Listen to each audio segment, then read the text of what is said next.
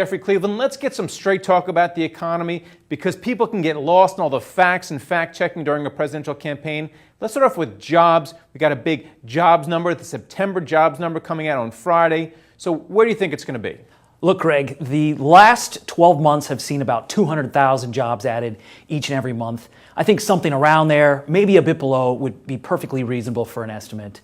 But I think when people focus too much on that number, monthly it can be noisy.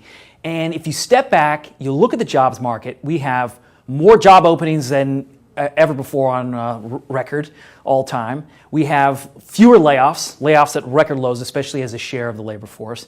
And we have pretty good job growth. So all in all, we have the best labor market, we think, in 15 or 20 years. And I think that's the real story. All right.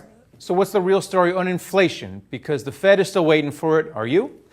The Fed is waiting for inflation because they tend to focus on one particular gauge of inflation, the core PCE, which excludes food and energy, and happens to be just shy of 2%, Greg. It's 1.7% year over year. You know, the way we look at it, core PCE is very often just below 2%. Most of the time, almost 80% of the time in the last 20 years. So that's not unusual.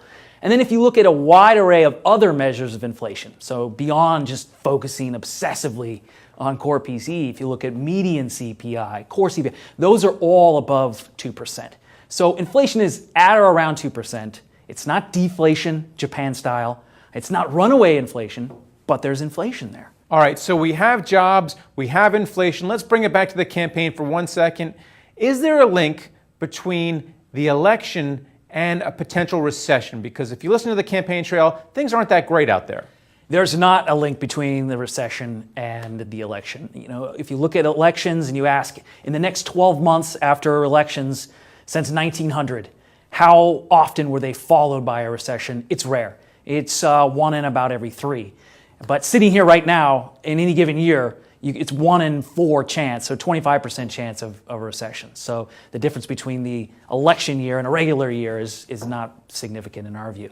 So don't worry about an impending recession. In fact, Greg, I think the cycle can push on for a bit longer. I think one of the things I hear most is that we're at the end of the cycle. And strangely enough, I've been hearing that each of the last 3 years in succession. And I think this will be a longer, more drawn-out cycle, so we have more room to go. All right, so what should investors be doing if this cycle is going to continue? I think very near term, I think investors, I have a concern because bond investors have become very comfortable that there's no inflation, that rates can't go up.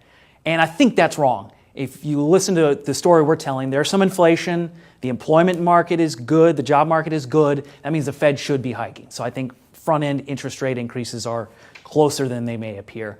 I think there's also implications for the longer part of the bond market as well. Again, investors believing that we're in lower for longer, they may be shaken in that belief, I think, a little bit in the future months.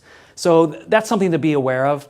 Longer term, though, if we're right that the economy is in good shape, that things are moving in the right direction, that should ultimately be good for spread sectors, so your high yield, your investment grade corporates, they should be fine. It should also be good, Greg, for stocks. Be worried about stocks in the short run if there's a disruption here due to an interest rate hike. But longer term, if we're right about the economy, we should also be, pretty optimistic about equities as well. All right, sounds good to me. Thanks a lot, Jeffrey. Nice to see you, Greg.